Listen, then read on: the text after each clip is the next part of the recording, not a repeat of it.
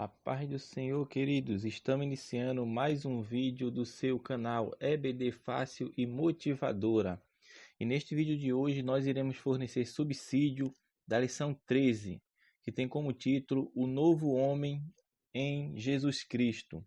O texto áureo se encontra em Efésios capítulo 4, versículo 13. Até que todos cheguemos à unidade da fé e ao conhecimento do Filho de Deus, a varão perfeito, à medida da estatura completa de Cristo. A nossa verdade prática nos diz: a salvação em Jesus Cristo leva-nos à perfeição espiritual, moral e ética, porque ele, embora Deus, foi o mais perfeito e completo dos seres humanos. A leitura bíblica em classe, irmãos, encontra-se no livro de João, capítulo 3, dos versículos 1 ao 16. A partir dessa lição de hoje, nós não iremos ficar lendo a leitura bíblica em classe. E estamos dando apenas aqui onde ela se encontra e os irmãos assim leia, para nós ganharmos tempo. Antes de iniciarmos o nosso subsídio de hoje, não se esqueça, irmão, de se inscrever no nosso canal, deixar seu like aí, comentar a nossa lição. Se possível, você informa de onde você está escutando e se inscreva no canal. Nos abençoe em nome de Jesus. Amém? Vamos lá. Primeiro nós vamos bater algumas coisas. Eu vou falar de duas coisas aqui que está nessa lição, são duas coisas que não condiz com a visão assembleiana, com a visão que nós temos sobre o assunto. A primeira coisa se encontra-se na introdução, quando o autor fala, na introdução, se vocês verem lá, é possível alcançar perfeição espiritual nesta vida? Aí o autor fala, do ponto de vista humano, não. Mas quando abrimos a Bíblia Sagrada, constatamos que tal perfeição não somente é possível, como também desejável e requerida de todo aquele que professa o nome de Deus. O que eu estou falando com isso? Que aqui ele está falando da perfeição cristã. O ser humano não é capaz de chegar à perfeição nesta vida. O ser humano não consegue chegar à perfeição. Embora caminhamos para a santificação, para ter uma vida irrepreensível, mas não chegamos à perfeição, porque pecamos todos os dias. Então a perfeição espiritual nós não alcançamos nesta vida. Nós não alcançamos nesta vida, porque o nosso próprio corpo, nós habitamos numa casa corruptível. Nós habitamos numa casa corruptível, então nesta vida nós não alcançamos a perfeição espiritual. E antes de entrarmos direto na lição, tem o primeiro tópico da lição, que fala o nascimento do novo homem. Ele fala lá de nascido da água, que é o terceiro subtópico, que fala o batismo em águas. Não só tem efeito salvador, como quando recebido pela fé. O batismo em água só tem efeito salvador quando recebido pela fé. Primeiro ponto, irmão. O batismo em água não tem efeito salvador. O autor deixa entender aqui que é como se fosse um requisito para a salvação ser batizado nas águas. E não é. O batismo em água não tem efeito salvífico. Não é um requisito para a salvação. Porque nós sabemos, tanto na Bíblia Sagrada quanto nos nossos dias, sabemos que muitas pessoas que não são batizadas em Cristo, não são batizadas nas águas, mas são salvas. A gente vê isso, o ladrão da cruz, ele não foi batizado nas águas, mas foi salvo? Possivelmente sim, porque o próprio Cristo falou para ele que hoje mesmo ele estaria no paraíso. Então, o batismo em água é uma ordenança sim, deixada por Cristo, mas não tem efeito salvador. Para o homem conseguir a salvação, tem que passar unicamente por Cristo. Cristo é o único que salva. É o único caminho que leva o homem para a salvação. Falado estes pontos, irmão, vamos entrar agora na nossa lição, que tem como título o novo homem em Cristo Jesus. Então, nesta aula, nós vamos falar sobre o novo nascimento do homem em Cristo através da regeneração, da justificação e da santificação. A lição vai girar em torno desses três temas: regeneração, justificação e santificação. O primeiro tópico da lição fala o nascimento do novo homem. O nascimento do novo homem. Então, a convenção consiste no exercício do arrependimento e da fé. Elementos esses que tanto o Senhor Jesus como o apóstolo Paulo vinculam como sumários das exigências morais do Evangelho. Então, no ato da convenção, eu exerço ali na minha convenção, eu exerço o meu arrependimento e a minha fé. O arrependimento é o quê? É uma mudança de mente e de coração para com Deus. Isso que é o arrependimento. E a fé significa confiança na palavra de Deus e em Cristo. A convenção, pois, encerra ambas essas ideias. Quando eu me converto a Cristo, eu estou me arrependendo e crendo na palavra de Deus. Então, irmão, nós temos alguns elementos da convenção. Vamos falar aqui. Primeiro, a convenção é inspirada pela força das Escrituras. Por quê? Porque lá em Salmos 19:7 fala: a lei do Senhor é perfeita e refrigera a alma. O testemunho do Senhor é fiel e dá sabedoria aos simples. Então, vemos que a convenção é inspirada pela força das Escrituras, ela é operada pelo Espírito, ela grava no coração a lei moral de Deus, e isto pelo poder do Espírito, como fala lá em 2 Coríntios 3:3, porque já é manifesto que vós sois a carta de Cristo, ministrada por nós e escrita não com tinta, mas com o Espírito do Deus vivo, não em tábuas de pedra, mas nas tábuas de carne do coração. Quarto, ela é absolutamente necessária para a salvação. Ela é absolutamente necessária para a salvação. Mateus 18:3. Em verdade vos digo que, se não vos converterdes e não vos fizerdes como criança, de modo algum entrarei no reino dos céus. Quinto elemento para a convenção. Elementos da convenção. Quinto, prepara o caminho para o serviço espiritual. Lucas 22:32. Mas eu roguei por ti, para que a tua fé não desfaleça. E tu, quando te converteres, confirma teus irmãos. Sexto, a tarefa da igreja é conduzir todos os homens à convenção. Esse texto base se encontra lá em Tiago 5:19 e 20. Sétimo, ela é a base do perdão de pecados, como se encontra lá em Atos 3:19. Oitavo, ela consiste da fé, Hebreus 11:1, e do arrependimento, Atos 20:21. Nono, ela prepara a alma para a união espiritual com Cristo, Romanos 6:3. Décimo, a conversão pode ser gradual, como na maioria dos casos. Na maioria das pessoas, a conversão ela é gradual. Ela também pode ser dramática, que caso de uma conversão dramática, a gente tem o exemplo de Saulo. Então, a iluminação pode ser parcial e levar aos poucos à conversão. Muitas pessoas são parcialmente iluminadas e assim melhoradas, embora nunca chegue a converter-se. Os irmãos entenderam? A conversão ela pode ser gradual. Existem pessoas que vai aos poucos ali recebendo a palavra de Deus, vai ouvindo e vai chegar o dia que ele vai se converter, vai aceitar Cristo. Existe a conversão dramática, que é aquela que a gente disse, se não vier pelo amor, vem pela dor, que é como aconteceu por Saulo. E também existe a iluminação que pode ser parcial e levar aos poucos à conversão, que foi essa que eu falei. E muitas pessoas também são parcialmente iluminadas. Ou seja, existem pessoas que ouvem a palavra de Deus e vão melhorando a cada dia, porém essas pessoas não chegam a se converter. Elas não aceitam a Cristo como Salvador, então ela não se converteu, não é um convertido. 11º, a conversão é um ato divino. É um ato divino, mas requer a cooperação do livre-arbítrio do homem. Portanto, é um ato divino e humano ao mesmo tempo.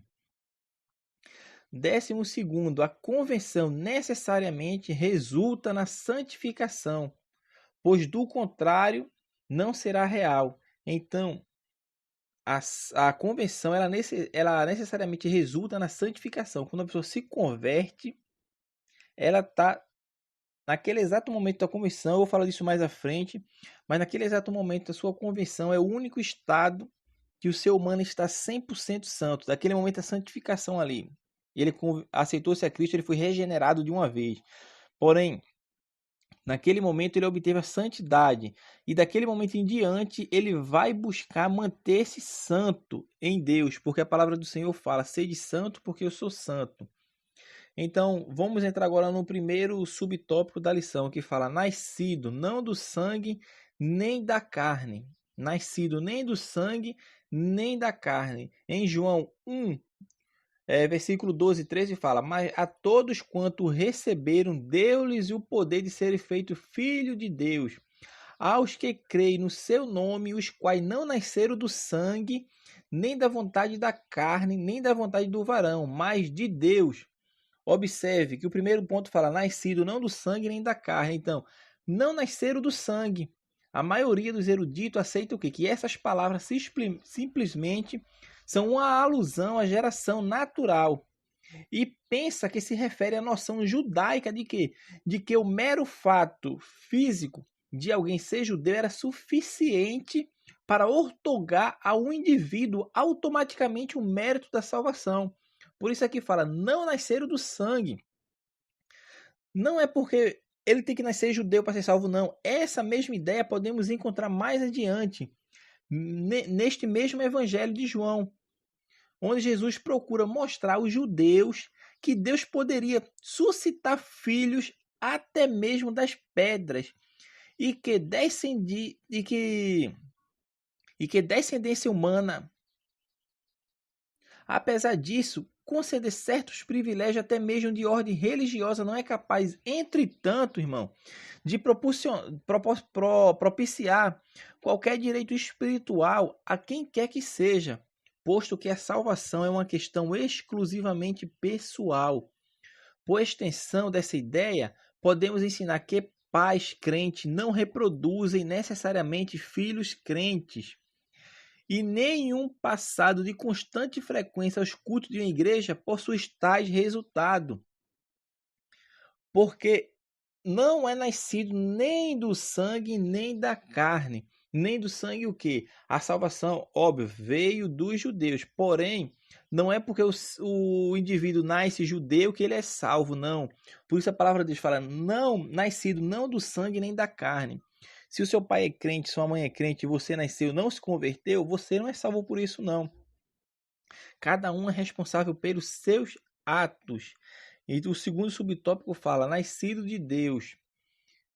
E o poder de ser feito filho de Deus, os versículos não falam. Então, os resultados desse recebimento demonstram certa modalidade do poder divino, o qual dá começo à transformação do crente em um verdadeiro filho de Deus, feito segundo a imagem de Cristo e a compartilhar da mesma essência divina. O terceiro tópico fala, nascido da água. Como eu falei para os irmãos anteriormente, no início do estudo, que o autor fala que o batismo em água só tem efeito salvador quando recebido pela fé. O batismo em água não tem efeito salvador. O batismo em água não é requisito para a salvação. Amém? Vamos lá. Por que o nascido da água? Porque a água faz alusão ao batismo, aos ritos judaicos, talvez com alguns indícios sobre o batismo de João, que teria incorporado este mesmo símbolo. Porém, não foi jamais dito e nem subentendido que esse ato externo, por si só, é um agente salvador. Um agente regenerador, não. O batismo em água não é um agente salvador, nem tampouco um agente regenerador. Pelo contrário, trata-se de um símbolo da operação do Espírito Santo, que transforma internamente os homens até que, por fim, os transformam metafisicamente, ou seja, na totalidade de sua personalidade, ou seja, transforma-os segundo a imagem de Cristo.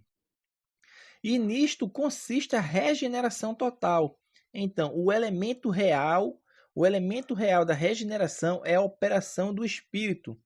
Um símbolo dessa operação que Nicodemos poderia ter compreendido é a água das palavras de Cristo. Tal símbolo envolvia os diversos ritos de batismo que subtendiam purificação e dedicação a uma ordem espiritual de coisas. O que esta interpretação assevera, por conseguinte, é que o trecho de João 3, o versículo 3 e 5, ensina exatamente a mesma verdade que a passagem de Tito 3,5, que fala: não por obras de justiça praticada por nós, mas segundo sua misericórdia, ele nos salvou mediante o lavar regenerador e renovador do Espírito Santo. Então, essa lavagem é de natureza inteiramente espiritual e não pode ser realizada por meio do uso de água. Porém, até mesmo aqui, pode haver muito provavelmente uma alusão ao batismo em água, como símbolo desta regeneração. Amém? E o quarto subponto desse primeiro tópico que fala o nascimento do novo homem é o nascido do Espírito. Nascido do Espírito Santo. Então, Jesus enfatiza aqui a substância real e a espiritualidade do novo nascimento. Então, o nascimento físico é um acontecimento real e, por meio dele, os homens recebem uma natureza humana imortal, vindo a habitar em um lugar apropriado para este tipo de natureza, que é um plano físico da existência. O outro tanto sucede no caso do novo nascimento.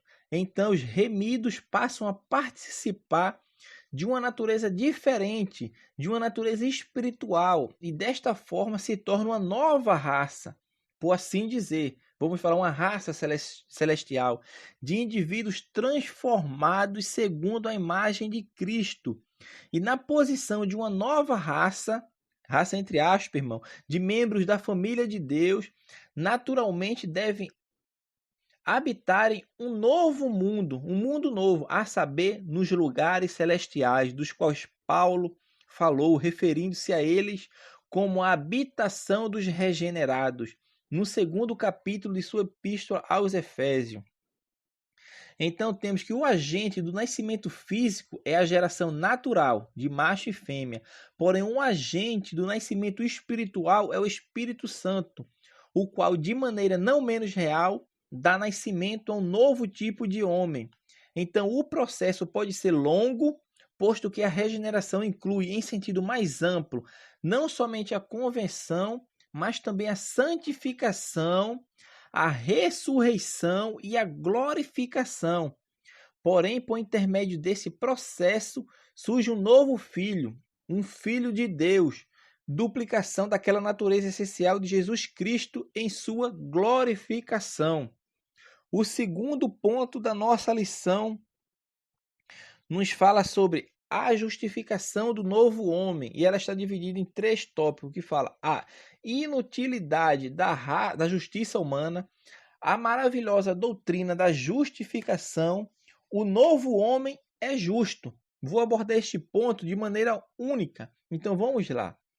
Assim como a regeneração leva a efeito uma mudança em nossa natureza, a justificação faz o quê? Modifica nossa situação diante de Deus. Porque a regeneração, ela tem um efeito o quê? Uma mudança na nossa natureza. Eu me regenero. Porém, a justificação, ela modifica a minha situação, a sua situação diante de Deus. O termo justificação refere-se ao ato mediante o qual, com base na obra infinitamente justa e satisfatória de Cristo na cruz, Deus declara os pecadores condenados livres de toda a culpa do pecado e de suas consequências eternas, declarando-os o que? Plenamente justo aos seus olhos. Então, o Deus que detesta O Deus que detesta o que justifica o ímpio, mantém sua própria justiça ao justificá-lo, porque Cristo já pagou a penalidade integral do pecado. Cristo já pagou, conforme fala lá em Romanos 3, 21 ao 26. Então nós constamos, portanto, diante de Deus como plenamente absolvidos. Nós estamos plenamente absolvidos porque nós somos justificados por Cristo Jesus. Então, para descrever a ação de Deus a justificar-nos, o termo empregado pelo Antigo Testamento e pelo Novo Testamento, ele sugere um contexto judicial. Não devemos, no entanto, considerá-las uma ficção jurídica, não, como se tivéssemos justo sem, no entanto, sê-lo, porque estamos neles. Jesus Cristo tornou-se a nossa justiça, como fala lá em 1 Coríntios 1,30. Deus acredita, Deus acredita ou contabiliza sua justiça em nosso favor. Ela é imputada a nós. Em Romanos 4, Paulo cita 2 exemplos do Antigo Testamento com um argumento em favor da justiça imputada. A respeito de Abraão, diz que creu ele no Senhor e lhe foi imputado isto por justiça. Isto ocorreu antes de Abraão ter obedecido a Deus no tocante à circuncisão, sinal da aliança. Isso aconteceu antes. De modo talvez ainda mais dramático, Paulo cita Salmos 32:2, no qual Davi pronuncia uma bênção sobre o homem a quem o Senhor não imputa a maldade. Paulo fala disso lá em Romanos 4:8. Já é glorioso receber em nossa conta corrente, o que é a retidão de uma pessoa perfeita, independente de qualquer bem que porventura façamos. Mas é ainda mais glorioso não sermos considerados culpados de nossos pecados e mais ações. Deus, ao nos justificar, tem graciosamente feito as duas coisas, e de modo lícito, pois o sacrifício de Cristo pagou o preço. Agora, como ocorre a justificação em relação ao crente? Eu estou falando da justificação que nos justifica Deus, mas como ocorre a justificação? A Bíblia deixa duas coisas bem claras. Em primeiro lugar, não é por causa de nenhuma obra de nossa parte. Primeira coisa, não é por causa de nenhuma boa obra de nossa parte. Porque realmente Cristo morreu debalde se a justiça provém da obediência à lei. Como fala lá em Gálatas 2:21. Quem procura ser justificado mediante a lei está sujeito à maldição. Gálatas 3:10. Foi separado de Cristo e caiu da graça. Gálatas 5:4. Quem imagina estar mais justificado depois de servir ao Senhor durante 5 ou 55 anos, ou pensa que boas obras obtêm mérito diante de Deus, deixou de compreender o ensino bíblico. Então, a primeira coisa que a Bíblia deixa bem clara é que a salvação não é por boas obras. Porque há pessoas que pensam isso, inclusive no meio evangélico. Há pessoas que pensam porque ela é bonzinha, ela faz boas ações, boas obras, ela vai ter um lugar no céu por causa dessas boas obras que ela pratica. Não. A salvação não é adivinha de obras, mas somos salvos pela graça, mediante a fé. E isso não vem de vós, isso vem de Deus, para que ninguém se glorie, para que ninguém venha dizer, eu alcancei aqui por meus méritos, foi mérito meu, eu alcancei aqui porque eu fiz o que devia ser feito, fiz caridade, fiz boas ações. Você deve fazer isso, por quê? Porque essa é a condição do salvo. Essa é a condição do salvo, mas não é a condição para a salvação. Nós somos salvos pela graça, porque ninguém merecia ser salvo, mas Cristo morreu para dar vida e que tenhamos vida em abundância. A morte de Cristo é a causa de nós recebermos a salvação mediante a sua graça, um favor imerecido. Então, a Bíblia deixa claro este primeiro ponto, que é o quê? Não é por causa de nenhuma boa obra de nossa parte. Segundo lugar, fala o quê? No próprio amargo do Evangelho, encontra-se a verdade de que a justificação tem sua origem na livre graça de Deus, Romanos 3:24, e sua provisão no sangue que Cristo derramou na cruz, Romanos 5,19. E nós a recebemos mediante a fé. Efésios 2,8. É comum, quando ocorre a ideia da justificação no Novo Testamento, a fé achar-se ligada a ela. A fé nunca é fundamento da justificação. A fé nunca é fundamento da justificação. O Novo Testamento jamais afirma que a justificação é em troca da fé, mas sempre mediante a fé. A Bíblia não considera meritória a fé, mas simplesmente como a mão vazia estendida para aceitar o dom gratuito de Deus. Então a fé tem sido sempre o meio de se receber a justificação, mesmo no caso dos santos do Antigo Testamento, conforme fala lá em Gálatas 3, do versículo 6 ao 9. Tendo sido justificado pela graça mediante a fé, nós experimentamos grande benefício de agora em diante. Nós agora vamos ter paz com Deus, conforme Romanos 5,1, e estamos preservados da ira de Deus, Romanos 5,9. Nós temos a certeza da glorificação final, Romanos 8,30. E a libertação presente e futura da condenação, Romanos 8,33. A justificação nos torna herdeiro de Deus. Então nós somos justificados por Deus. Nós somos justificados por Cristo mediante a fé. É um dom gratuito de Deus que Deus concedeu ao homem, não por mérito, porque ninguém merecia, como falei anteriormente, mas somos salvos pela graça de Deus. E o último ponto desta lição tópico da lição fala a santificação do novo homem. Ela fala em 3 subtópicos, fala a santificação como posicionamento, a santificação como processo e a santificação é a vontade de Deus no novo homem. Então vamos lá. A justificação efetuada por Deus para nos salvar põe-nos em correto relacionamento com Ele. Isso é a justificação, porque ela nos põe em correto relacionamento com Ele. Agora, já a santificação comprova a realidade da justificação em nossa vida, manifestando seus frutos em nós, em nossa vida. Então, santo é aquele crente que vive separado do pecado, do mal, do mundo que eu falo do mundanismo, e dedicado a Deus e ao seu serviço. Isso é o que é ser santo. Santo é o crente que vive separado do pecado e do mal, do mundanismo, e é dedicado a Deus e ao seu serviço. Contrário àquela ideia que santo é aquele que faz boas obras, que vendeu tudo para doar aos pobres, e quando morre, ele é canonizado e vira um santo. Não, santo não é isso. Santo não é isso, segundo a palavra de Deus. A Bíblia Sagrada é bem clara. A Bíblia Sagrada fala, sede santo porque eu sou santo. Santo é quando tem vida. Depois que morreu, acabou. Depois que morreu, acabou. Fez boas obras, vendeu tudo e doou para os pobres. Isso não é causa para a salvação.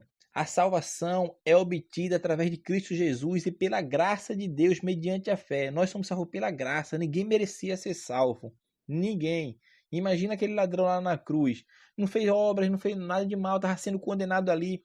Mas a graça de Deus o alcançou no último momento e ele foi salvo. Ele foi salvo.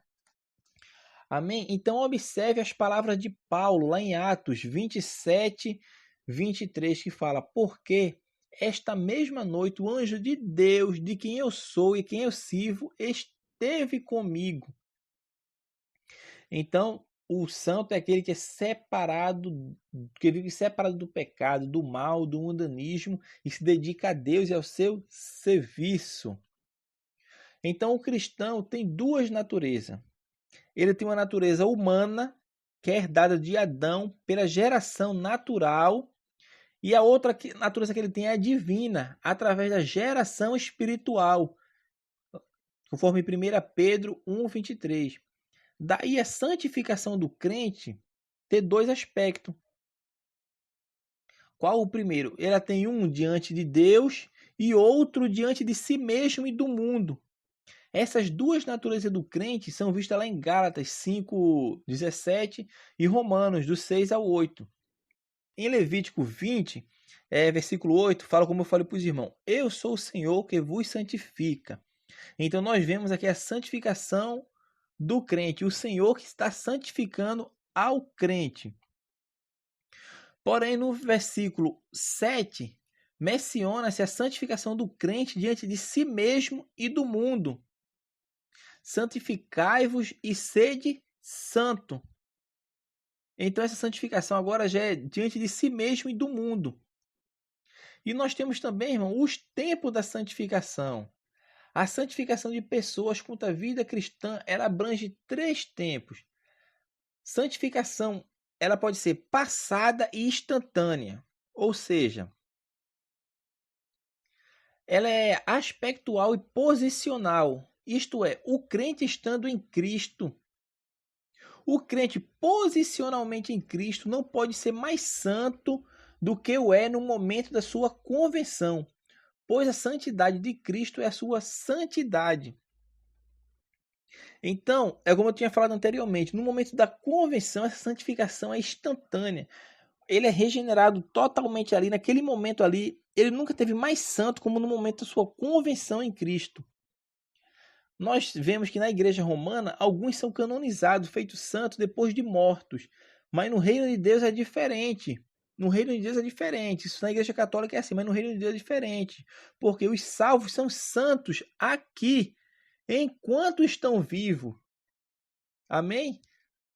Então nós temos também que a santificação ela é presente e progressiva. Nós vimos que a santificação era passada e instantânea, que era o momento da convenção, e ela também pode ser presente e progressiva, porque ela é temporal, ela é vivencial. É a santificação que é experimental, ou seja, na experiência humana, no dia a dia do crente.